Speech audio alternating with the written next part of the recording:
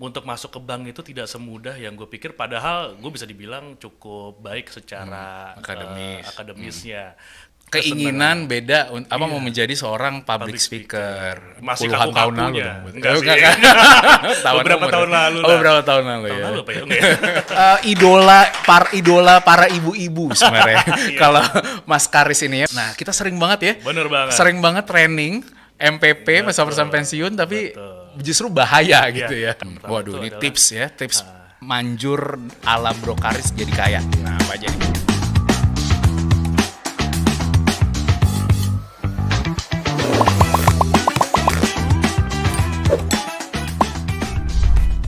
Hai Sobat Ngobrol, kembali lagi di podcast Cari Obrolan episode 7. Masih bersama gua Coach Ichan. Nah, buat kalian semua ini udah pada subscribe belum? Ya, bagi yang belum jangan lupa subscribe, jangan lupa komen, like, share video-video yang ada di podcast Cari Obrolan ini. Nah, di episode kali ini Sobat Ngobrol, gua nggak sendirian. Kali ini gua kedatangan sahabat gua, bisnis partner juga, trainer di Cari Ilmu juga. Dia pakar financial ya, financial planner. Nah, ini siapa dia? Namanya adalah Mas Karisma. Panggilannya Bro Karis aja ya. Siap, Coach Bro, Ican. Coach Gua Ican, Bro manggilnya. Karis. Ya, ini apa kabar nih, Bro? Alhamdulillah, Coach Ican gimana Alhamdulillah sehat ya, sehat-sehat. Di tengah Alhamdulillah. merebaknya Omikron dan Omikron dan beberapa teman-teman varian yang di bawahnya, baru. semoga kita semua selalu sehat. Sobat Amin ya, Ngobrol benar-benar ini makanya kita sebelum tadi syuting udah tes semuanya ya, jadi dipastikan semuanya kita dalam kondisi protokol kesehatan yang patuh gitu ya. Sip. Oke Bro, gimana nih? Sekarang sibuk apa nih? Selain tentunya ngajar di Cari Ilmu. Nah ini boleh cerita nggak sih aktivitas lu sama perjalanan karir dari seorang Bro Karis? Nah silakan. Ya. Jadi kalau diceritain sedikit perjalanan karir gue, sebenarnya memang ya kita bertemu di tengah lah bro ya. Iya. Pada awalnya sama seperti mungkin banyak halayak ramai di sini, Sobat Ngobrol, kepikirannya begitu lulus kuliah kan gimana caranya cari kerja. Iya.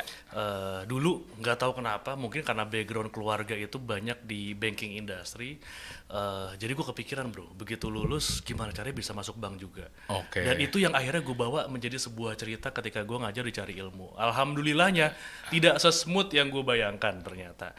Untuk masuk ke bank itu tidak semudah yang gue pikir, padahal gue bisa dibilang cukup baik secara akademisnya. Cum laude lah dulu begitu lulus kuliah ceritanya. Tapi ternyata karena idealisme gue yang pingin masuk bank setelah lulus kuliah, kebetulan juga di FEB pada saat itu, salah satu kampus lah di Jakarta negeri, itu membuat gue jadi kepikiran gimana caranya nih nggak mau ambil yang lain, harus masuk ke bank. Singkat cerita, setahun itu sempat nganggur bro. Jadi setahun nganggur itu karena balik lagi idealisme gue mengatakan gue pingin ke sana, tapi kenyataannya enggak. Akhirnya masuklah itu ke salah satu perusahaan multi level marketing. Wah sekarang ini cukup rame juga nih kita bahas MLM, karena banyak yang berkaitan dengan keuangan, tapi mereka mencoba memasarkannya dengan cara-cara pemasaran berjenjang. Tapi nantilah kita ngobrol lebih lanjut. Nah dari situ ternyata, dan gue tuh nggak pernah kepikiran bro untuk menjadi public speaker. Dari sana gue banyak ketemu sosok leaders sebutannya kan, kalau misalnya di perusahaan MLM. Padahal gue bukan di membershipnya, tapi gue tuh di corporate-nya lah, di manajemennya yang ngurusin masalah audit cabang, stoknya dan lain sebagainya. Dan dari situ akhirnya ketemu tuh banyak sosok yang menginspirasi. Dari situ belajar gimana caranya bisa ngomong, dan gue start ngomong sebenarnya pada saat gue di Kerja di perusahaan situ. Oke. gimana caranya bisa ngomong, gue ikut the trainers pada saat itu, karena memang mau nggak mau manajemen ikutan, karena kita suka disisipkan lah dengan program-program manajemen di tempat-tempat yang memang mereka itu sedang menyelenggarakan itu. Akhirnya dari situ timbul Keinginan beda mau menjadi seorang public speaker. Kayaknya seru ya bisa menginspirasi orang lain, seru ya bisa mempengaruhi orang lain. Jadi belajar tuh banyak. Gue setidaknya itu dapat 3 ilmu lah di sana. Pertama itu komunikasi, ya kan, karena itu bagian yang tidak terpisahkan ketika kita ingin menjadi orang yang sukses itu pasti dimanapun. Komunikasi duluan Komunikasi ya. nomor penting, ya kan. You are now being a CEO. Kan? Nah, jadi gimana komunikasi itu penting terhadap tim. Terus yang kedua ada leadership. Nah, leadership ini berarti kan lu bisa mempengaruhi orang lain, lu bisa menciptakan sebuah komunikasi yang arahnya itu adalah membuat orang itu mengikuti apa mau kita sebenarnya kan. Iya. Dan itu yang gak ada sekolahnya sebenarnya sih. Jadi ketika kita memang benar-benar bisa punya komunikasi yang baik, leadership itu biasanya akan mengikuti. Oke, Yang ketiga ya baru kita ngomongnya selling lah. Selling, Selling itu oke. berarti sesuatu hal yang saat ini mungkin kita akan bahas juga ya, karena ketika kita membicarakan orang-orang yang kaya nantinya, kita membicarakan gimana cara ngatur duit supaya bisa menjadi kaya, maka salah satunya adalah ini harus punya sumber penghasilan dulu. Kita nggak ngomong ujung-ujung ngelola duit kan, Iya. kalau nggak ada yang didapat mau ngelola apa gitu. Iya, iya. Sumber yang didapat itu salah satu dari mana ya, dari selling, dari jualan, dari gimana caranya kita punya cara-cara yang efektif lah. Oke, jadi Untuk tadi kita balik bisa lagi ya, masuk lu di awal mau jadi banker, terus kemudian di multi level marketing. Nah itu dulu pertama Nah, awalnya. terus habis itu Tapi tetap passion gue di finance Perbankan, kan. oke. Ya, akhirnya gue ikutlah pada saat itu kelasnya salah satu founding fathers perencana keuangan Indonesia, Mas Aidil Akbar di IRFC. Karena itu passion gue juga. Gue dari kuliah tuh akhirnya melihat bahwa ini kayak seru ya. Kita belajar mengelola duit tapi bukan corporate gitu loh. Iya, Karena kalau kita personal belajar finance ya. accounting itu corporate finance. Ini kita ngomong personal finance. Jadi dari situ muncullah keinginan-keinginan untuk kayaknya seru dipadu-padankan nih. Kita ngomong di depan Public public, speaker. public speakingnya dapat, terus personal finance-nya untuk orang bisa ngatur duitnya dapat. Iya, terus akhirnya lu udah jadi langganan para TV untuk mengobrol singkat soal cerita. keuangan sebagai public speaker. Ini tepuk tangan dong nih buat Bro Karis nih. Ini idola para ibu-ibu sebenarnya. Kalau Mas Karis ini ya, Bro Karis ini ya. Jadi di kalangan financial planner dia sangat digemari ya, makanya nggak cuma Segmentasinya mama. segmentasinya mama gitu ya, termasuk ya para di dunia televisi kalau ngomong financial planning, terutama yang personal finance tadi ya, pasti ngomongnya manggilnya panggil deh Muhammad Karisma gitu. Ya udah berapa tahun tuh ya bro ngomong-ngomong ya masuk Jadi TV gue sampai tuh sekarang? start masuk TV itu umur 23 atau 24 gitu. Oke, berarti itu Pertama udah kali. Masih puluhan tahun lalu kaku-kakunya. dong. Enggak sih. Beberapa umur. tahun lalu Oh, lah. beberapa tahun lalu ya. Tahun lalu apa ya? Enggak ya?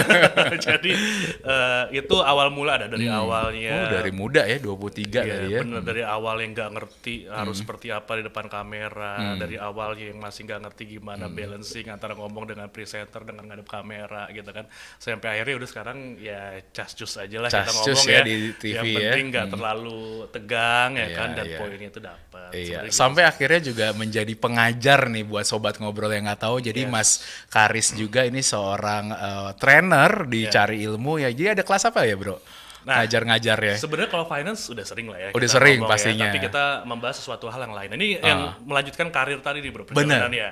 Karena begitu selesai ambil tadi di multi level, gue dapet Iya. 3 ilmu tadi ya kan. Ilmu komunikasi, leadership, dan Juga sales. selling skill. Terus dapat ilmu finance-nya dari IRFC tadi. Setelah itu akhirnya gue memutuskan turun gunung lah. Kan sempat jadi konsultan berarti kan, yang turun gunung akhirnya masuk ke beberapa instansi keuangan. Supaya apa? Gue tuh nggak sekedar jual apa ya, konsep, jual teori. Gue pingin gimana caranya tuh hands on langsung dengan bisnis, terus kemudian kita bisa sharing atas apa yang memang real practice-nya di market gitu lah. Sehingga itu yang benar-benar memang membedakan sih. Gue ngelihat banyak financial planner mungkin yang menjelaskan hanya sebatas teori. Tapi kalau Praktek belum yang pernah enggak. praktek itu jadi nggak dapet real practice-nya itu di lapangan seperti apa. Nah itu yang akhirnya gue dapatkan. Ya, makanya lu juga akhirnya langsung handling customer, Yes. pernah juga jadi seorang branch manager gitu ya di beberapa lembaga jasa keuangan gitu ya. Wow gitu. Sampai Keren akhirnya ya keren. sekarang kita ngobrol Jadi di sini. trainer gitu ya, dan akhirnya pembicara-pembicara juga masih ya di dunia financial planner. Betul. Wow. Makanya cari ilmu fokusnya malah jadi untuk pembicara atau materi selling kan. Selling, Karena itu benar. Termasuk marketing ya. Yes, bagian dari expertise lah yang gue rasa gue bisa gitu, karena Iya, ya alhamdulillah lah ada beberapa achievement yang didapat pada bidang sales pada saat Iya, kerja iya. ya di Iya. instansi keuangan. Iya, jadi ini luar biasa ya. Sesama dengan kayak para pembicara sebelum ini, sebenarnya yang deket atau menjadi partner, trainer, ini punya satu kemiripan sih. Selalu yang namanya cari ilmu, selalu expand comfort zone-nya gitu ya. Kayak Bro Karis ini juga yang tadinya awalnya maunya di perbankan, terus akhirnya coba juga di bisnis MLM, terus akhirnya jadi seorang financial planner, jadi sales langsung, terus jadi trainer juga. Dan ini bagi sobat ngobrol yang nggak tahu, pendiri ya dari Sipundi ya, fintech di perencana keuangan itu adalah ya Bro Karis ini ya. Jadi Bro Karis ini juga seorang pendiri atau founder ya dari financial technology, masih di grupnya Cari Ilmu yaitu Sipundi.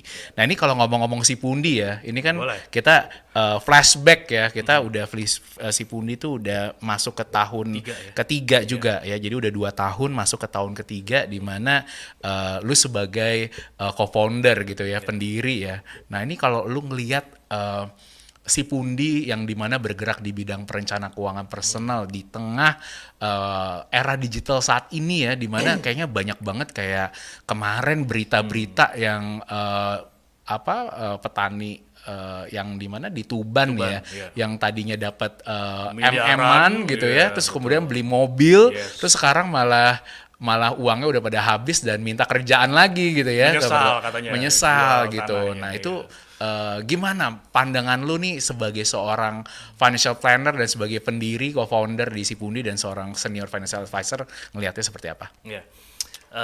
Memang cukup dilematis ya kita ngelihat kondisi masyarakat kita lah bro. Jadi gue bisa katakan gue salah satu yang akan menentang ketika ada wacana pemerintah mau memberikan lamsam pensiunan untuk para PNS. PNS. Nah kita sering banget ya. Bener banget. Sering banget training MPP masa persiapan pensiun tapi justru bahaya gitu ya. Karena ini balik lagi kita tuh belum siap. Ketika kita punya uang, kecenderungannya nih orang Indonesia belum masuk habisin aja kita jadi banyak teman. Iya, mendekat ya, banyak yang mendekat. Gue pernah training tahun 2015 ke salah satu perusahaan oil and gas international. Pada saat itu mereka sedang memberikan program golden handshake kepada inilah target mereka yang akan diberikan. Itu range-nya miliaran atau bahkan ada yang dapat 5 sampai 6 miliar. Ini real story ya. Setahun kemudian si dapat 5 miliar ini jadi klien lah, jadi klien gue. Udah gue arahin bro, jadi ini harus kemana, apa yang harus dipersiapkan, dan ternyata itu hanya sebatas rencana aja. Action plan-nya nggak dijalankan, setahun kemudian tahu kemana uangnya, udah nggak ada, udah konsumtif ya. Begitu gue tanya udah kemana, udah masuk berapa investasinya yang didapatkan secara return, ya udah gitu. Dia tuh cuma sekedar ikut program dari kantor, terus ya udah masuk nggak bisnis, dijalankan. Ya nggak tahu uangnya kemana sekarang gitu kan. Jadi itu yang udah levelnya tuh tinggi ya. Gimana tadi yang lu cerita warga Tuban yang mungkin mereka secara literasi keuangan masih terbatas, mungkin yang mereka sekarang masih ikut-ikutan ya. Sebagai contoh kita ngomong capital market investors, berdasarkan data KSE itu sekarang tuh baru sekitar 6, sekian juta investor di pasar modal Indonesia.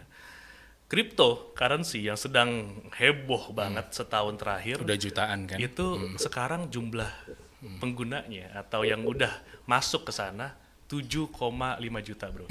Dan it is expected to be 30 million in the next 2 or 3 years. Jadi bener-bener bayangin ya, kekuatan dari, ya orang bisa bilang ada yang pom-pom lah gitu ya, orang ada yang bilang kekuatan dari tren, dan kita kecenderungan masih banyak yang FOMO terutama ya kan? Di sosial media. Nah ini bagi yang belum tahu sobat ngobrol, tadi ada istilah golden shake hand, itu ya dapat kayak dana inilah ya, dana pensiun.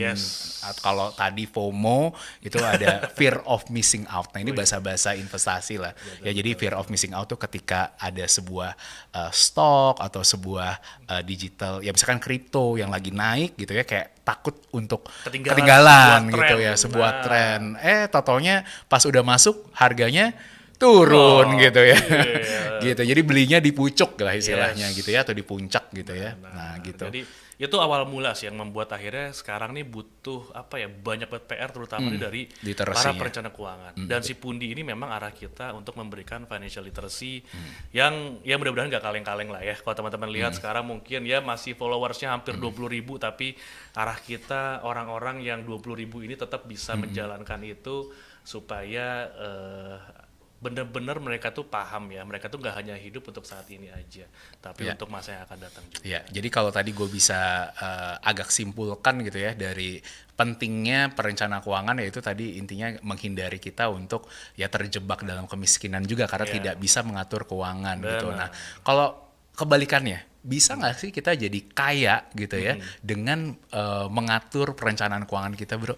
Nah, jadi gue selalu bilang ada 4 cara bro supaya kita bisa jadi kaya, ya kan? Yang pertama itu, dan ini semua orang bisa yakin ini bisa manjur pasti gitu ya. Yang pertama Waduh, itu ini adalah, tips manjur ala Bro Karis jadi kaya. Iya. Nah, apa aja nih? Yang pertama, lu lahir dari orang kaya. Oke. Lahir dari Lahir dari kaya, turunan ya. Turunan. Jadi diturunkan. Itu nggak pasti kaya. Itu paling bro. asik ya. Iya, Oh. itu pasti kejadian orang kaya. Ya kan? Yang kedua, Apalagi yang kemarin berita ya, ada yang nikah 2 grup ya, 2 grup media ya. Nah. Aduh, itu udah pasti kaya lagi tuh anaknya nanti ya. udah benar. Banyak lah sekarang kan. Jadi ketika atau lu menikahi yang kedua anak orang Menikah kaya. anak orang kaya loh dia. Insya Allah bisa juga jadi kaya sih bro ya. Iya, iya. Yang ketiga, ini ada tips yang ketiga yaitu apa? Lu menang lotre atau undian. Bisa kaya bro. Iya. Gitu kan? Ini kata orang-orang nih, sobat ngobrol nih gak ada yang bener nih tipsnya gitu ya. 3 pertama kok ini semua gitu ya. Tapi yang keempatnya penting. Ini adalah melakukan sebuah perencanaan keuangan. Nah, ini yang bisa dilakukan lah ya di luar yang tadi 3 yang Betul. pertama ya. Karena Jadi kalau 3 itu ya pastilah gitu ya. Itu Pasti udah bisa jadi kaya. Tapi inilah ini beneran rezeki gitu ya. lah. Tapi beneran gitu karena pasti di sini banyak juga sobat ngobrol yang udah ngerasain pernah jadi pacar orang kaya, Iya. anak orang kaya. Kan berasa kan kita Berasa, kecipratan kayanya, iya, iya. berasa pernah ngerasain naik mobil bagus, Iya, berasa iya. pernah makan di restoran yang fancy gitu kan. Udah ngerasain tuh bener gitu rasa orang kaya. Cuman apa sih yang bener-bener bisa ngebawa kita menjadi orang kaya? Yaitu melakukan sebuah perencanaan keuangan. Dan ini ternyata memang ada gitu ya dan memang real real ya. karena itu terjadi juga sih di keluarga Iya, gitu ya. iya. Banyak sekali hal-hal yang membuat gue tuh sebenarnya tertampar bro waktu ngambil sebuah Tadi ya, financial planner sertifikasi tadi ya. financial planning karena oh iya banyak yang membuat itu ternyata menjadi gagal karena faktor-faktor yang kita Benar. belajar. Dan kalaupun jadi kaya kalau nggak tahu bagaimana cara mengatur keuangan, financial planner itu juga bisa cepat bangkrut ya juga, cepat Benar. turun ya kalau kita Yes. tadi ya kayak tadi contoh-contoh warga Tuban tadi. Betul. Nah, ternyata nih dari tim riset podcastnya Cari Obrolan ini udah ada sempat ngeriset nih daftar 5 orang terkaya di dunia nih, Bro. Ini seru salah nih, satunya mungkin Bro Karis. Amin, mungkin. amin ya Allah. Atau yang di sini nih ada siapa aja nih? Nomor 1 kameramen, nomor 2 editor. Oke, nah ini ada di layar nih, Bro. 5 orang terkaya di dunia saat ini adalah Jeff Bezos ya. Nah, jadi di sini ada artikel datangnya dari OKZone ya, di mana orang paling kaya itu adalah Jeff Bezos nih, Bro, yang punya Amazon gitu ya, di mana 2,5 miliar Iya, dolar. 2.857 triliun. Wah, ini luar biasa ya. Jadi kita bisa lihat ya, Bro, di sini kalau ternyata bisnis yang saat ini pastinya diuntungkan, yaitu salah satunya adalah tentunya marketplace, Amazon gitu ya, e-commerce ya. Nah, itu pasti yang ke arah situ ya. Nah, ini kedua ada siapa, Bro? Elon Musk. Wah, ini Tesla yang ya. rame-rame nih ya, ngomongin kripto nggak bisa dipisahkan dari sosok ini. Bener. Tapi sekarang di kripto dia faktornya udah menurun, Bro. Kalau dulu dia suka pom-pom langsung harga bisa naik atau turun, tapi sekarang udah agak Setahun lemah. terakhir mungkin orang udah lihat ya, oh ternyata iya, nggak susah dipom-pom sama dia ya. Jadi apalagi Bitcoin ya, Bitcoin lagi turun jadi nggak terlalu ini sih. Tapi luar biasa. Ini juga sama tadi Jeff Bezos ya, Bro. Kita lihat kalau teknologi ya, orang terkaya tadi Elon Musk itu Tesla, dia kan sangat fokus ke teknologi. Jadi ya gue sih ngelihatnya sekarang yang paling kaya itu adalah orang-orang yang terjun ke bisnis-bisnis yang lagi dibutuhkan gitu ya. Salah satunya tadi marketplace sama teknologi tadi ya, salah satunya Tesla. Ketiga ada siapa nih, Bro? Ini Bernard Arnault family. LV. LV nih, Wah, Louis ini, Vuitton. Nah, ini waduh. katanya di Indonesia pun ketika masa pandemi ini ternyata naik, Bro. Naik. Orang kaya yang punya mereka itu amount atau balance ya. Yang Iya. tadi ya sudah besar, ternyata makin meningkat 60%. Meningkat, wow. Jadi luar biasa, dan hebatnya LV itu nggak pernah ada diskon kan. Jadi mau kayak apa juga barangnya dia nggak diskonin barangnya gitu kan. Dan ya Naik balik lagi ya. ya, ini kembali lagi kepada brandingnya dan juga pengaruh ke image orang yang menggunakan LV kan. Itu Benar. udah positioningnya kuat banget dia. Nah, ini yang keempat nih, Bro. Ya, ada Mark Zuckerberg ya. Kita sama-sama tahu CEO dari Facebook ya.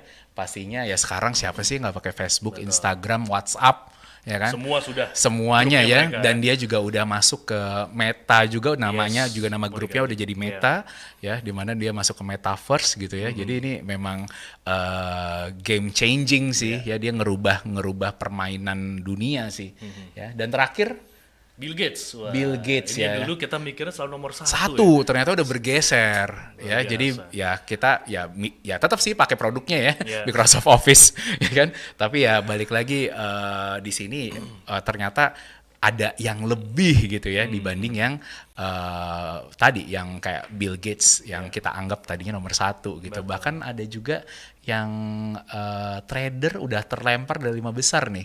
Ya, Seorang inilah value investor kita ya, seorang apa ya? Investor guru kita. iya, yang itu udah senior sekali. Warren Buffett ya. Warren Itu Buffett, udah ya. menghilang dari 5 besar ya. Iya. Tapi ada satu bro yang gue lihat dari 5 orang ini ya. Dan ini sangat-sangat gue sedang dalemin ya, bahwa ternyata mereka itu, Elon Musk gue pernah lihat salah satu videonya, dia bilang bahwa orang terserah mau ngomong apa tentang gue gitu kan. Tapi ketika lo mengatakan bahwa ini adalah sebuah keberuntungan, maka gue akan bilang gak ada keberuntungan yang diciptakan ketika gue kerja 24 jam sehari, ya kan, 7 hari seminggu, 30 hari sebulan. Jadi dia benar-benar nggak ada waktu buat istirahat gitu. Wow. Jadi benar-benar ya, udah lo dibutuhkan waktu pagi-pagi atau mungkin subuh gitu ya nggak ada masalah kita kerja pada saat itu gitu kan. Dan ini yang apa namanya, gue sedikit cerita ya, karena mungkin teman-teman di sini para sobat ngobrol ini belum pernah tahu bro, sebenarnya si Pundi ini punya sister ini juga nih, sister company untuk yang financial planning dari sisi yang syariah. Oh Namanya iya. Almal. Almal, Ini ya. kita insya Allah mau bangkitkan lagi juga pelan-pelan ya, karena kebutuhan akan syariah ini tinggi. Benar. Nah ini di syariah secara pun juga lu sama pakar nih, bro. syariah nih ya. Ayo Bukan gimana? lah. Jadi sedikit aja sharing. Menggemari atau menekuni lah dunia syariah itu gimana? Jadi ternyata ada dalam satu ayat Al-Quran, itu Az-Zariyat, suratnya ayat ke-15 itu mengatakan bahwa ada nih ciri-ciri orang yang akan sukses dan mereka end up-nya itu akan berada di taman-taman surga. Yaitu apa? Istilahnya ayat Al-Quran ini, firman Allah mengatakan bahwa kanu qalilan minalaili ma yahjaun. Orang-orang yang sedikit sekali tidur di malam hari. Ya kan? Nah jadi benar-benar dari sedikit tidur itu ternyata menjadi ciri orang yang akan mendapat Sukses ganjaran di akhirat, which is pasti di dunia juga akan sukses. Dan itu yang gue lagi pelajari nih gimana caranya ya, ternyata minim sekali tidur itu bisa menjadi suatu hal yang produktif ketika kita tahu arahnya. Ya asal ini ya kata Bang Roma ya, maksudnya begadang Jangan nggak ada artinya. Ya, harus ada artinya. harus ada artinya, bro. Iya gitu sih bro. Iya. Gue juga sering begadang tapi kerja ya, bisnis gitu ya. Kalau Nggak nggak ada apa-apa, kan artinya itu ada jangan. artinya Iya kan. dong. Iya. Dan kita have fun dengan itu gitu, Iya. nggak menjadi beban karena Iya. kita mendapatkan ketenangan batin, kita Iya. mendapatkan sebuah apa ya, kesenangan, excitement yang Benar, membuat ya. kita tuh ya ini menjadi sebuah hal yang nggak membebani Iya. kita. Nah ngomong-ngomong lu juga ini suka begadang berarti bisnis ngomongin. Kadang-kadang sih. Kadang-kadang nih jadi wah ini kayaknya udah ini sekali nih. Apa tuh? Udah jadi salah satu orang terkaya juga nih kayaknya di Amin, keluarga. ya Allah, amin. Kita sama-sama itu ya. Sama-sama ya ikhtiar ya. Nah ini by the way gue juga baru ngelempar di Instagram pertanyaan nih, kalau jadi orang kaya ya taruhlah dapat 1M gitu loh bro. Oke. 1M pertama gitu ya, ini mau dibuat apa? Nah ini kita coba lihat ya jawaban-jawaban dari sobat ngobrol semua ya di Instagram. Ini ada di Boleh. TV-nya nih. Nah ini ada dari Demutia, dia bilang kalau dapat 1M ya ingin kuliah S2 terus investasi biar dapat passive income. Nah gimana tuh bro? Oke ya. Kuliah S2 Kalau biar dapat lu- passive income. Yes. Oke Jadi memang ya benar ya, tujuan kita dan orang-orang kaya itu pasti mereka semua memiliki passive income. Ya. Nggak ada tuh mereka yang mengandalkan satu sumber income aja. Benar. Makanya itu yang membuat kita harus dari sekarang nih ngebangun. memikirkan, membangun gimana caranya punya passive income. Penghasilan yang Penghasilan. ibaratnya masuk tanpa kita harus melakukan aktif lah ya. Betul. Nah ada juga nih dari Nasfati Ini masih Sabrina. nyambung ya berarti ya, passive income juga kan Bikin kos-kosan ya. Salah satunya ya contohnya iya. dari passive income dari uang sewanya. Ada siapa lagi bro? Dewi, Nur Permata, lakuin, beliin apa aja yang mama mau. Wah, ini konsumtif nih. Konsumtif tapi Tapi nyemenengin orang tua. iya, Ada. itu bagus juga sih benar. Ada bagus ya. Tinggal kita arahkan Iya, lah iya. kira-kira konsumtif Alokasinya apa. Betul. ya. Oke. Invest saham coach. Woy. Oke. Jadi, ini kayak udah melek deh. Oke, ini ada juga nih sahabat gue di Bandung nih, Iki April. Nah, ini sodakohin semua. Wah, dia memang keren sih. Oh, iya. Jadi memang orangnya Sosial banget. Sosial banget. Kemarin gue lihat di story-nya dia kayak sedekah ke para yatim piatu, ke panti jompo gitu ya. Makanya dia juga salah satu orang kaya Bandung nih, Iki nih. Salam, halo Iki. Halo Mbak Iki, saya harus banyak belajar dari Mbak Iki nih berarti. Oke, ada siapa lagi nih bro? Nuri, karena saat ini lagi butuh buat lanjutin semester 8, lagi fokus selesaiin kuliah, habis itu ngumpulin modal buat bisnis. Oke, masih bagus ya. DP rumah dari Kristabella. Lalu Alif beli rumah, habis itu beli kendaraan, sisanya puterin uang buat bisnis. Oke. Ini karena followersnya Coach Ican kayaknya udah Masih terliterasi ya, semua, jadi bagus-bagus. Ini kita tepuk tangan dong buat semuanya nih yang udah jawab jatuh, nggak apa-apa ya sob, sobat. By the way, ngobrol-ngobrol tadi tentang investasi atau bukan mendapatkan 1M pertama nih. Kalau menurut tips dari lu sendiri nih sebagai financial planner nih, bagaimana nih mewujudkannya nih biar bisa dapat 1M pertama gitu kan? Kalau ya gue yakin lah kalau lu udah dapet lah gitu ya selama lu kerja gitu kan, selama lu berbisnis juga gitu. Nah ini tipsnya gimana nih buat para sobat ngobrol semua? Gue mungkin lebih spesifik, gimana caranya kita bisa dapat 1M pertama sebelum umur 30. Oke, tapi sekarang udah lewat ya? Udah lewat. Tapi alhamdulillah kejadian sih. Jadi mungkin banyak orang ngerasa gimana caranya gue bisa dapat 1M. Tapi ternyata dalam financial planning bro. Harus ada time bond. Nah, ternyata tujuan itu mesti detail. Dibatasin. Lu pengen 1M, kapan itu kejadian ya. Lu pengen 1M mau lewat jalan yang mana, kan gitu ya. Berarti kita harus bener-bener tahu bahwa sama nih seperti kita menggunakan Google Maps atau Waze sekarang. Kita make aja tuh bro, buka ya kan, kita mau ke Bogor, tapi ujung-ujungnya nggak make itu Maps untuk ngarahin kita, ujung-ujungnya kita cuma buang-buang kuota ya kan. GPS-nya kepake, karena apa? Kita nggak netapin tujuannya kemana, kita nggak pilih kita mau lewat yang ganjil atau genap ya kan, kita nggak pilih mau apa yang sesuai dengan kendaraan kita. Nah, ujung-ujungnya apa? Sampai sih 1M gitu, tapi nggak tahu kapan, nggak ada timeline-nya. Nah itu yang harus benar-benar awalnya itu setting goals-nya adalah gimana caranya harus kita smart mencapai smart tadi spesifik. Jadi, harus spesifik. Wah nih belum bicara tahu nih, spesifik, harus measurable berarti kan, harus attainable, bisa diraih.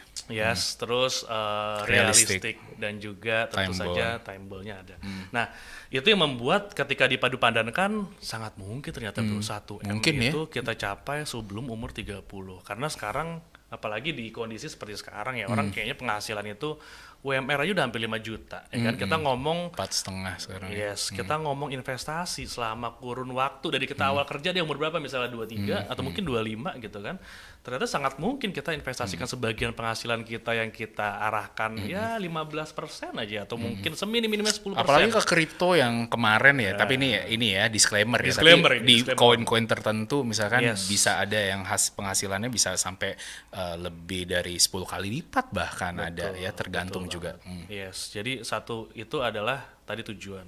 Yang kedua adalah tentu saja ini pemilihan produknya. Jadi pemilihan produk ini sesuaikan tujuannya. Kendaraan kita, bro. Jadi gue mengibaratkan. Nah, ini yang menurut gue salah sih, bro. Maksudnya banyak banget juga yang suka ini ya, suka ke gue gitu kan. Produk apa sih yang bagus buat gue, coach gitu. Nah, padahal tiap orang kan beda-beda ya, profil resikonya, tujuannya bagaimana gitu. Kan balik lagi uangnya tuh uang panas atau uang dingin gitu kan. Jadi itu balik jangan sampai salah gitu. Makanya sebenarnya kalau kita ngomong soal produk, misalkan investasi gitu ya, semua tuh punya tingkat resiko dan tingkat return yang berbeda-beda. Dan sebenarnya mungkin aja misalkan kripto lebih cocok mungkin ke usia-usia yang lebih muda yang tujuan jangka panjang dibandingkan yang misalkan yang mau pensiun gitu ya. Mungkin bisa stres gitu. Makanya banyak banget sekarang kalau kasus-kasus yang lagi crash, market lagi crash, baik itu di saham atau kripto gitu ya sekarang ini. Jadi akhirnya pada stres karena nggak tahu tujuannya, sama selain itu juga source of fund-nya dari mana? Tatonya itu uang minjem misalkan gitu ya. Nah, itu yang makanya pentingnya punya personal financial planner. Itu bro, pepatahnya itu ibarat udah jatuh, tertimpa tangga, pas kita lagi mau nge-chat. Jadi tangganya itu ada chatnya, nimpa kita juga chatnya. Jadi udah jatuh tertimpa tangga, kena chat pula gitu kan, tutupan. Karena apa ya, mereka balik lagi invest tadi nggak paham, yang kedua mereka Dari menggunakan cara ngutang misalkan ya. utangnya dari pinjol pinjol yang misalkan. bunganya 20% Iya, sebulan, sebulan, selesai hidup iya. lu udah gitu kan. Nah. Jadi harus benar-benar hati-hati sekali ketika Iya. kita membicarakan utang ya. Wah, ini panjang lagi Panjang nih. lagi ya, ini satu bisa webinar sampai sendiri ini. webinar lagi. Nah ini bisa sih ya, nanti Instagram live si Pundi atau webinar Yes. si Pundi ya dibahas lebih jauh lagi, terutama di dunia investasi ya, supaya bagi sobat ngobrol sekalian tuh paham dulu kenapa pentingnya ngerti tadi ya personal financial planning gitu ya. Iya, betul banget. Wah gila nih Bro Karis nih Seru, nggak iya, cukup nih kayaknya harusnya nih, tapi sayangnya waktunya udah ini harus berakhir. Thank you banget sekali Thank lagi. you, bro. Udah. Ditunggu di undangan podcast selanjutnya. Kita kayak seru ya Oke, ngomong ini nggak iya ada dong. ininya, nggak ada nanti berasa setengah nanti jam kita ya. lanjut lagi. Tapi sekali lagi thank you banget. Nah Thank ini gue you, mau ngingetin Coach juga Ijan. nih Ya. ke para sobat ngobrol. Jangan lupa kita ada giveaway, Wih. bagi-bagi GoPay dan kelas gratis di Cari Ilmu gitu ya. Nah jadi buat sobat ngobrol semua, jangan lupa berikan komen terbaik di video ini. Nah ini ada pertanyaannya nih bro. Nah ini lo mau pertanyaannya apa nih buat sobat ngobrol semua? Aduh, apa ya? Ini aja, tadi kan udah 1M pertama mau dibuat apa gitu ya. Nah ini mungkin kita tanyanya bagaimana caranya kali ya. Boleh. Nah kira-kira sobat ngobrol semua, gimana sih menurut kamu cara untuk mendapatkan 1M pertamamu, misalkan dalam tadi kalau kata Bro Karis kan harus ada time bond-nya gitu ya. Misalkan dalam 3 tahun deh ya. Dalam 3 tahun ini gimana sih cara kalian strateginya untuk bisa mencapai 1M pertama kamu ya? Jawaban yang kira-kira paling logis, paling wah nih kayaknya masuk akal, nanti bisa dapat GoPay dan kelas gratis dari Cari Ilmu ya. Jadi beri jawaban yang paling menarik, paling tepat mungkin. Oke, Bro Karis sekali lagi thank you banget udah Sama-sama, Bro mampir Ijan. My pleasure. di podcast Cari Obrolan. Nah, ini buat teman-teman sobat ngobrol semua, jangan lupa tadi sekali lagi subscribe akun YouTube Coach Ican, dan juga jangan lupa share video, like, komen semua video yang ada di channel Coach Ican. Thank you. Kita jumpa lagi di acara podcast berikutnya. Thank you semua. Bye.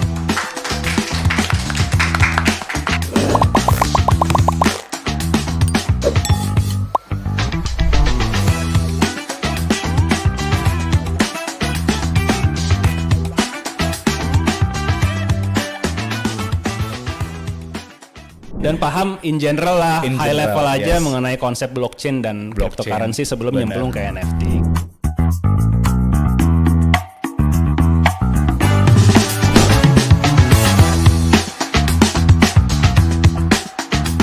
Udah banyak banget ngomongin NFT gitu ya, dimana lu awalnya juga lebih trader dulu, terus kemudian akhirnya jadi creator. Yep. Nah, kalau sebagai creator NFT itu gimana nih? Lu udah ngerasain hasilnya nggak sih, Bro Adit? Hasilnya nih udah menguntungkan gitu buat lu, mungkin lu dapat menyaingi Gozali mungkin. Amin, amin. Amin. Kalau kan harus menguntung atau untung atau kan ada sebuah Relatif benchmark lah lah ya, ya. komparasi Oke, lah ya. komparasi, oke. Kalau gua compare antara menghasilkan dari NFT dibandingkan menghasilkan dari trading koin ya, lebih menghasilkan trading di NFT. Lebih menghasilkan dari NFT. Gue nggak bilang trading doang ya. Iya, jadi creator juga Creator tadi. juga, karena di dunia NFT ya, NFT ini kan sebuah produk dari sebuah blockchain gitu ya. Itu creators itu sangat-sangat di-appreciate gitu loh. Jadi gue sangat-sangat mengadvise atau mempromot siapapun kawan-kawan di sini, sobat ngobrol di sini, nyemplung ke NFT sebagai kreator sebenarnya gitu. Karena di sini kita bisa langsung connected sama orang-orang di satu dunia gitu loh. Benar. Bisa jadi yang beli karyanya gue misalnya satu orang mana gitu ya? yang sangat-sangat kaya. Kaya dan lu nggak tahu juga Dan siapa. gue nggak tahu ya. juga karena di dunia NFT basically Anonymous orang lah ya, rata-rata. anonymous rata-rata, kecuali ya Snoop Dogg dan kawan-kawannya gitu Yeah. yang meng-highly profile artis gitu. Ya gue nggak pernah tahu sih, cuma karena ini marketnya masih bisa dibilang belum Baru ramai lah ya, baru. Jadi artinya kita bisa lebih mudah lah Kesempatannya mencari market lebih tinggi. mencari market kita. Jadi kalau kawan-kawan itu biasa tadinya gambar hanya dipromot di Instagram misalnya, and then coba deh gitu nyemplung ke NFT, jadikan NFT itu sebuah channel untuk menjual produk teman-teman gitu loh. Karena di situ akan langsung terkonek dengan kolektor-kolektor ya gitu. Tapi kalau di NFT itu atau cryptocurrency in general itu basically kolektor dan kreator itu hidupnya di Twitter sih sama Twitter Discord, ya? bukan di Bukan di Instagram. Instagram ya? Saat ini walaupun Meta itu kan sudah memiliki Instagram dan Facebook kan. Yes. Ya kita saat ini belum melihat lah Ya. ada produk Tapi dari gue dia. dengar mereka baru mau bikin ini ya, marketplace NFT-nya ya. Supposed to be lah, harusnya dia bikin lah. Bikin lah, ini harusnya. lagi progres bikin nih. untuk Tapi yang nyanyiin. udah jalan duluan dan si Jack Dorsey yang punya Twitter kan emang udah maksi Bitcoin banget gitu Iya, loh. iya. Itu tweetnya pertama dia di dunia Twitter terjual sekian miliar rupiah. Wow. Tweetnya pertama dia loh di NFT kan. Di NFT kan And then dijual, terjual terus kemudian sekian ditradingkan miliar. lagi ya. Iya. Dijual belikan lagi. Wow. Iya.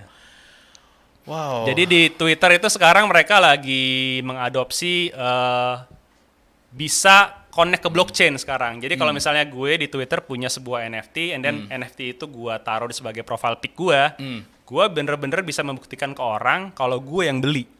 Jadi somehow si Twitter itu udah menjalankan sebuah teknologi baru yang bisa connect dari Twitter ke blockchain gitu loh. Dan itu lagi diterapkan di berbagai negara dulu nih, belum masuk ke Indonesia. Cuma gue udah bisa melihat lah ada orang-orang yang ada lambang-lambang tertentu yang bisa membuktikan bahwa profile picture dia itu adalah NFT yang dia beli dan original. Oke, Gitu. oke. Jadi Wah, adopsinya udah kencang lah Twitter. Oke, nah ini menarik ya buat sobat ngobrol semua ya Dit ya. Jadi ternyata untuk sebagai invest di NFT atau ya ibaratnya berada di NFT itu bukan berarti kita harus punya modal uangnya dulu gitu ya. Seperti mungkin kalau kita investasi di saham gitu ya atau investasi di kripto untuk yang digital currency gitu ya di fungible token. Tapi kalau untuk NFT selain sebagai trader kita bisa sebagai creator yang bisa dibilang modalnya minim banget gitu. Yang penting modal kreativitas ya, maksudnya Dan waktu dan pastinya waktu ya. gitu ya. Jadi ini cocok banget nih buat anak-anak muda yang freelance gitu ya, yang untuk apalagi creators ya, yang para seniman dan sebagainya, yang gue inget banget ya, maksudnya banyak bukan inget ya, gue banyak banget temen gitu ya, teman-teman seniman, penyanyi gitu ya, apalagi di masa sulit seperti ini yang nggak bisa manggung gitu ya, karya-karya juga kayaknya royalti juga ya sekarang lu tahu sendiri lah gitu ya, yang ada pembajakan dan sebagainya gitu ya, itu dengan NFT itu justru malah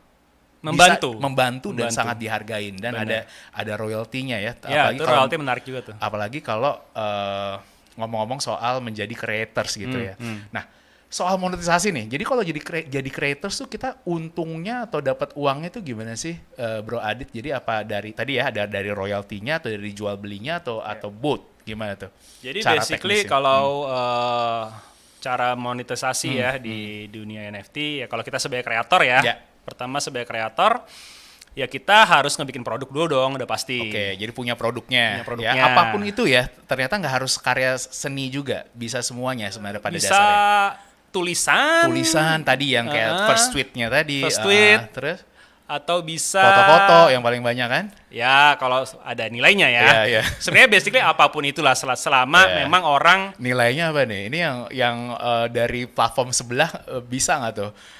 Soalnya kemarin banyak tuh ya, abis yang Gozali Effect tuh yang foto-foto yang seksi-seksi itu semua ada tuh di OpenSea tuh. Ya menurut gue sih sebenarnya itu nggak salah ya kalau misalnya mereka menemukan marketnya, tapi mungkin yang latahnya itu sih yang mungkin perlu direm gitu loh, karena ya mungkin nggak terlalu paham kenapa NFT ada, kenapa ada blockchain gitu. Makanya tadi kita harus paham dulu lah cryptocurrency dan blockchain baru nyemplung NFT. Nah tadi balik lagi ya ke produknya juga how to monetize. Produknya tuh bisa macam-macam. Jadi tergantung platformnya memang. Jadi platformnya ini biasanya udah pasti digital lah ya, digital art gitu ya. Dia menerima segala macam jenis bentuk extension file, ada MP4, MP3, WAV, JPEG, PNG, GIF, PDF, bahkan Excel pun bisa gitu loh. Oh iya, Excel juga kita bisa jual nih. Iya, kita PDF-kan lah nanti. PDF-kan. Kan misalnya hitungan. Bentar. Jual training bisa nggak tuh video-video? Video kan tadi bisa MP4. Ya? Oh iya, MP4 bisa dijual. Kalau bentuknya video ya bisa juga dong dijual. Tinggal marketnya ada apa enggak, yang penting itu. Bener. Ini kan dunia blockchain itu basically free market. Benar. Terus? Kalau kita jual apapun selama ada marketnya dan dia mau beli, ya udah ada transaksi di situ. Itu menjadi kreator. Tadi kemudian terus kita udah punya produk, kita jual dengan harga tertentu, dibeli orang dong. Oke, jadi ada yang beli nih ya, Ya. pembeli pertama berarti. Ya, itu jenis pemasukan yang pertama. Oke. And then yang kedua adalah royalti. Nah, ini Oke. royalti ini yang sangat-sangat di appraise nih sama Oke. kalangan-kalangan seniman dan musisi nih. Saat ini kebetulan juga beberapa bulan kebelakang lagi panas topik royalti. Benar. Gitu kan, karena even beberapa musisi yang punya hitmaker nih, terkenal dengan hitmakernya, mereka nggak merasakan manfaat dari royalti. Padahal mereka sekencang itu lagu-lagunya dipakai sama orang gitu. Tapi ternyata dari NFT. interview mereka itu mereka bilang ya royalti gue nggak ada. Nggak ada di yang dunia non NFT. Gue nih harus ya. manggung untuk mendapatkan Manggung, uang bener. gitu loh. Nah, di dunia NFT ini royalti itu sangat-sangat Dihargain ya? dihargai. Jadi mekanismenya adalah ketika kita masang produk nih, ngupload produk, sebuah karya apapun itu, and then dibelikan. Itu Yeah. kan tangan pertama nih. Tangan pertama. Kita jual. Misalnya gue jualan misalkan karya musik gue nih, audio gue nih.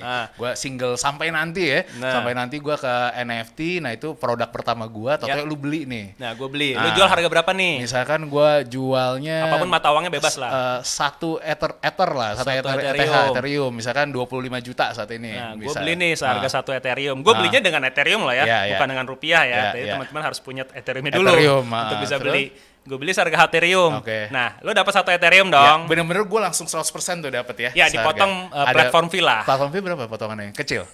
Starting 2,5% Oh, 2,5%. sampai mungkin 15 kayaknya. 2,5 sampai 15%. Tergantung Oke, platform lah tergantung again ya. platform. Oke, Di terus? mana itu. And then gue dapat nih Produknya berganti lagu lo tuh. nih sampai nanti nih Iya, iya. dipegang di tangan gue. And then gue jual ke tangan ketiga gitu. Iya.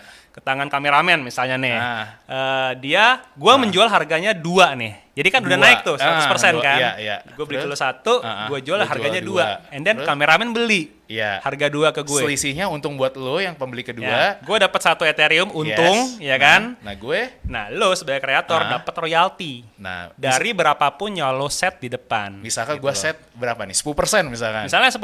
Oke. Nah, ketika gue jual harga 2 Dua. ke dia, lo dapat 10% dari 2. Dari dua. Jadi lo dapat 0,2 Ethereum. Oke. And then kameramen jual Jual lagi lagi. ke tangan keempat. Dia jualnya ternyata jual rugi. Oke. Dia jual balik lagi ke satu. ke satu misalkan. nih misalnya. Dia rugi 1 dong Iya. karena dia belinya 2. Nah, lo tetap dapat sebagai Tetap dapat kreator. walaupun itu dijual rugi Walaupun gitu dijual ya. rugi, lo dapat Dapat 0,2 dari 1. dari satu. Nah, Oke. Jadi gitu. terus efeknya tuh efek ngegulung buat si creator. Kreator akan sangat-sangat Oke. dihargai. Makanya tadi di sini tempatnya untuk Para kreator.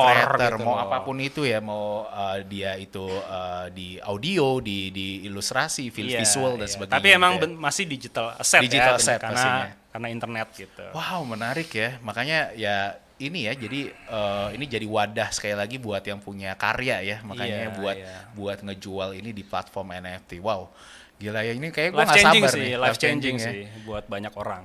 Iya, iya. Nah, kalau lu sendiri udah apa aja nih? Produk lu sendiri yang lu jual udah dalam bentuk apa aja? Apakah berupa, karena lu kan DJ juga kan ya? Apa bentuk audio atau combine atau visual aja atau gimana?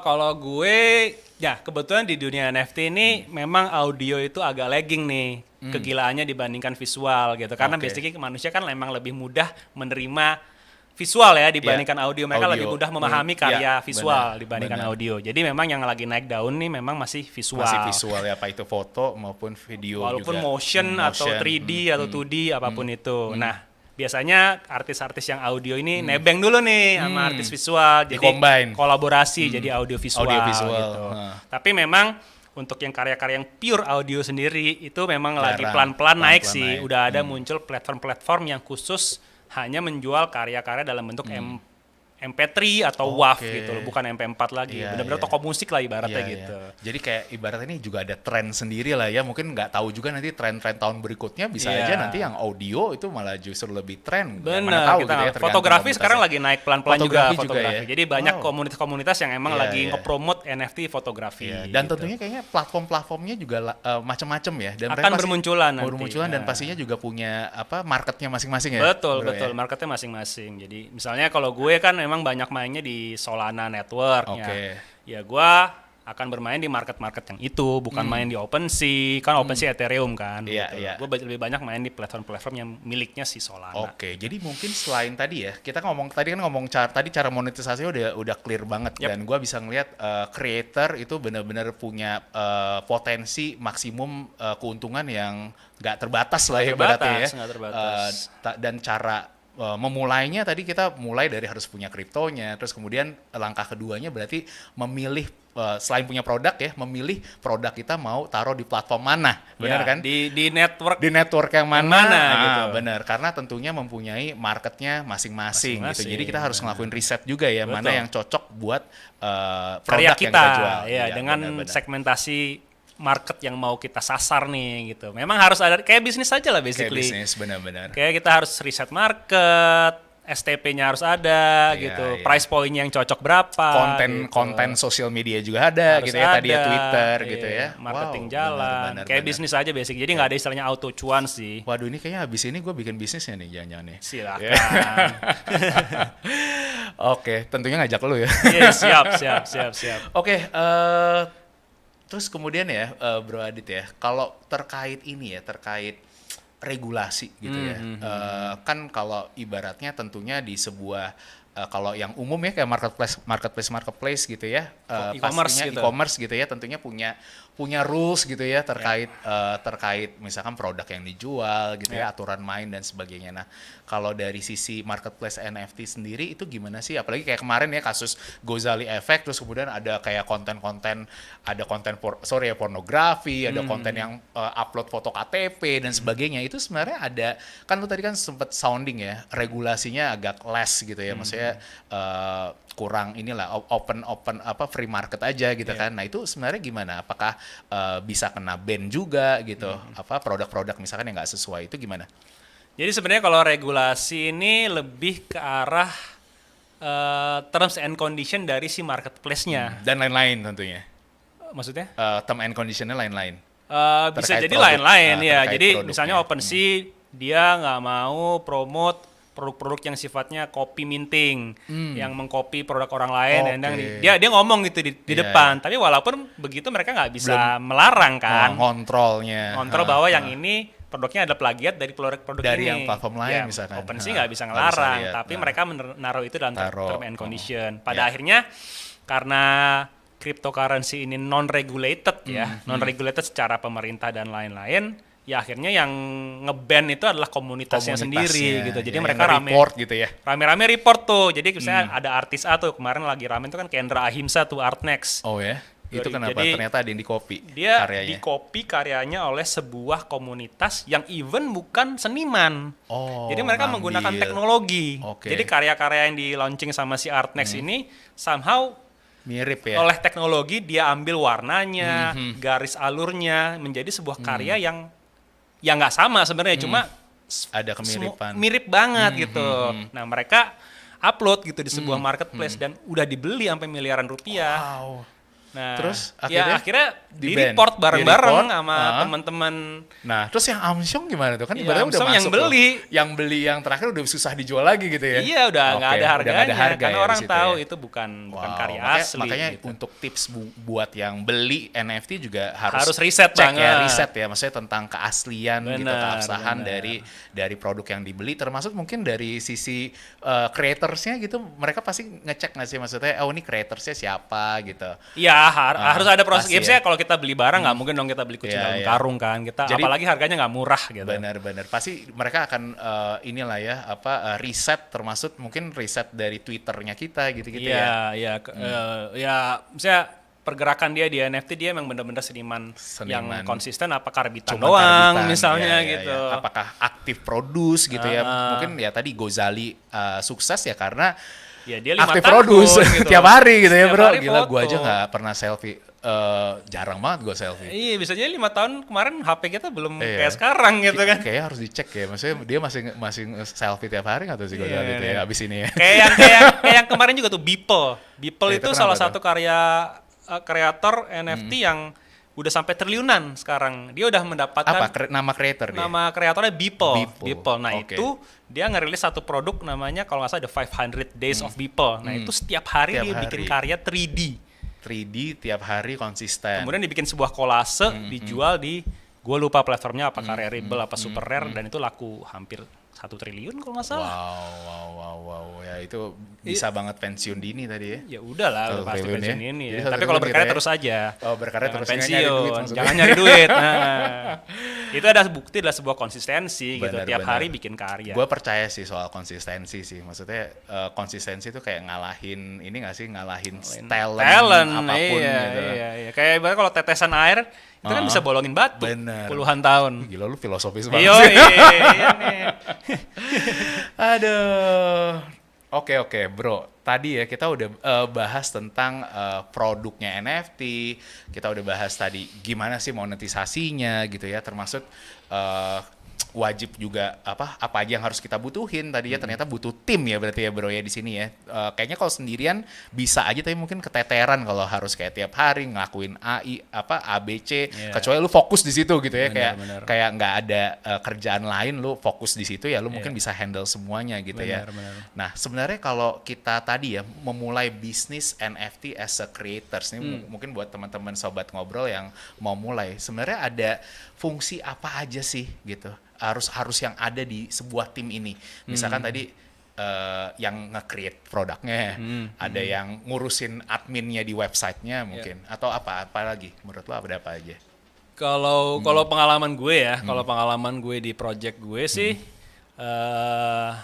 ada 4 sih. Ada 4 nih yang di komponen project gue harus ya. penting. Ada developer Yang create produk berarti ya.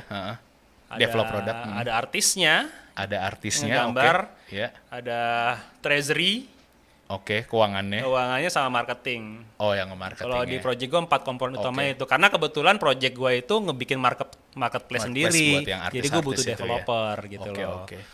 Nice.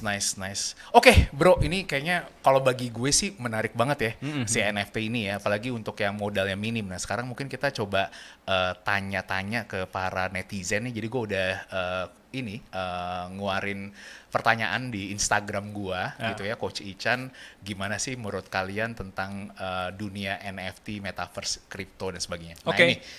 Nah ini banyak yang, wah ini kita lihat ya di screen ya, udah banyak banget yang banyak yang komen. Nah ini kita baca aja bro, satu-satu bro. Gue duluan ya, dari yang paling kiri atas gue Novan Setiawan. Nah ini dia bilang NFT itu kayaknya sih menjanjikan coach, udah mulai ramai di medsos ya. Nah ada apa lagi tuh? Dewi Nur Permata, dia bilang 50-50 nih, karena tergantung rezeki dan keberuntungan, set face. Nah menurut lu gimana tuh?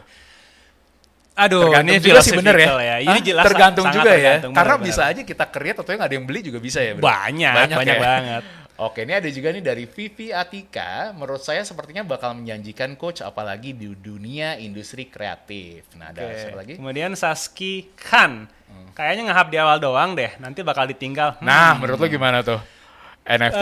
Jadi menurut gue sih emang seperti itu ya, karena biasanya kan grafik kalau dari sebuah adopsi Biasa kan lah biasanya ya. akan naik gitu dulu, ya. and then Terus orang kemudian akan jenuh. Jenuh ya. And then akan menemukan equilibriumnya. Ya, itu semua industri seperti itu. Semua lah. akan seperti Iya. itu. Tinggal kita tunggu aja nanti equilibriumnya di mana. Di mana gitu. ya, apa puncaknya. Oke, ini ada juga dari Mandax_ sangat menjanjikan karena semua kalangan sudah mulai masuk dalam NFT. Kemudian Oke. dari Rizky Arima, kalau dilihat dari perkembangan metaverse sekarang, NFT harusnya jadi bisnis yang menjanjikan banget sih. Iya, ini lu setuju nggak? Gue setuju sih. Iya sih, Oke, sip, tepuk tangan dong nih buat teman-teman semua yang udah ngasih pendapatnya. Tapi kalau gue bisa lihat tadi mayoritas sih positif ya. Positif, Walaupun positif. ada yang 50-50 ntar juga ini cuma tren sesaat ya sah-sah aja sih ya. Karena memang ini ya Sesuatu yang baru banget lah. Tuh, ya mungkin bisa ada yang langsung terima atau mungkin adaptasinya lebih lama buat seseorang. Benar.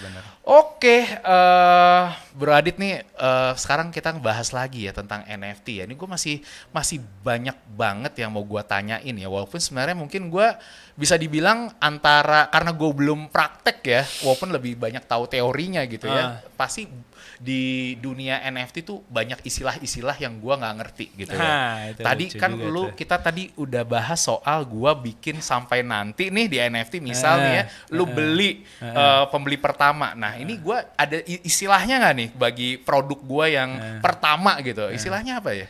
Jadi Jadi kan kita punya banyak platform nih di NFT. Jadi Ethereum itu ada OpenSea, and then ada Rarible. Itu marketplace-nya ya. Ada super rare, ada non origin. Nah, produk lo itu kalau yang pertama tadi kalau di-uploadnya pertama kali lewat super rare misalnya, itu adalah produk Genesis lo di super rare. Disebutnya Genesis. Biasanya produk kalau pertama di marketplace tadi. Jadi biasanya kalau produk Genesis itu orang-orang akan ngeburu tuh. Ngeburu. Wah, ini gitu nih produk pertamanya nih gitu ya. Produk peralihan dia dari dunia ini masuk ke metaverse. Biasanya orang pada berbondong-bondong nyari tuh. Iya, apalagi kalau makin fame gitu, makin terkenal gitu ya. Kayak yang si Artnext tadi gue bilang yang karya di copy sama si tweet komunitas pertama. tadi. Karya pertamanya itu terjual kalau nggak salah 600 juta rupiah. Wow. Langsung Langsung tinggi ya. Langsung tinggi. Wow. Itu karena terbantu juga karena ya mungkin udah ada nama ya. Udah di dunia ini juga dia udah kenceng juga namanya. Kenceng, gitu. Tapi nggak serta-merta rumusnya begitu kok. Oke, gitu. Genesis ya. Genesis Terus ada istilah apa lagi nih selain itu nih? Karena kan kalau di dunia kripto ya istilahnya kan berbeda ya. Kalau kripto kan ya kita tahu lah, misalkan buy the dip, misalkan beli pada saat crash, ada whale, misalkan pausnya, terus kemudian ya ada future gitu ya, spot dan sebagainya ya, banyak ya istilah-istilah di kripto, di mana NFT ini gue ngeliat ada istilah-istilah jargon-jargon yang berbeda-beda nih, lain-lain. Tadi gue baru denger Genesis. Nah, ada apa lagi nggak? Nah, yang kalau perlu gue pahami. Obrolan anak-anak NFT di Twitter dan Discord ya, basically kalau pagi pertama kali nyapa orang nyebutnya GM. Apa tuh? Good morning. Oh, good morning. Good morning. Ini kayak oke. GM GM aja, G sama M. Itu gitu. Di komunitas mana? Di komunitas NFT manapun itu berlaku secara umum. Oke, gitu. And then kalau kita udah mau tidur misalnya GN. Good night. Itu kayak nyapa pacar ya. Nah, ini sifatnya kultural memang. Kultural di dunia dunia NFT gitu loh. Oke, GM sama GN. Oke. Kemudian ada terus LFG. LFG itu apa? Let's fucking go. Let's fucking go itu kayak semangat. Semangat. Let's go man gitu. Ayo bareng-bareng gitu. Gitu. LFG. Jadi maksudnya beli gitu. Apapun. Nongkrong yuk LFG. Bisa apapun. Jadi kalau misalkan mau ngobdar, sorry. Jangan-jangan ngobdar ada lagi nih, ngopi darat nih. Nggak ada. Itu kan adopsi dari luar negeri semua, bahasa Inggris. Oke. Terus ada apa lagi? And then ada WAGMI. WAGMI itu apa? We are going to make it. WAGMI gitu. Jadi kayak semangat juga. Gue lagi hancur nih NFT gue. WAGMI men, tenang aja gitu. Oke, produknya misalkan lagi susah Nah, dijual misalkan. kita menyemangati dengan WAGMI atau LFG gitu. Ada Hakmi. Apa tuh? Peluk gue. Bener juga tuh. Oke. Terus ada apa lagi, Bro? Ada NGMI. Apa? NGMI apa tuh? Not gonna make it. Nah, itu biasanya kayak misalnya ada orang yang kayak mimpi ya. Vibe-nya jelek nih. Bad vibe. NGMI men gitu. NGMI gitu. Tapi basically di dunia culture di NFT itu kita semuanya punya semangat WAGMI tadi. WAGMI. Kita sama-sama di sini naik turun bareng. Let me help you and you will help me. Nah, ini ngomong-ngomong soal komunitas ya, ini ada di mana aja sih, Bro? Maksudnya si komunitas NFT ini apakah tadi kan pasti di Twitter ada kan? Ya. Nah, selain di Twitter itu ada di mana tadi? Mereka hidup di Discord. Ya, jadi kalau mau nyemplung NFT wajib punya Twitter dan Discord.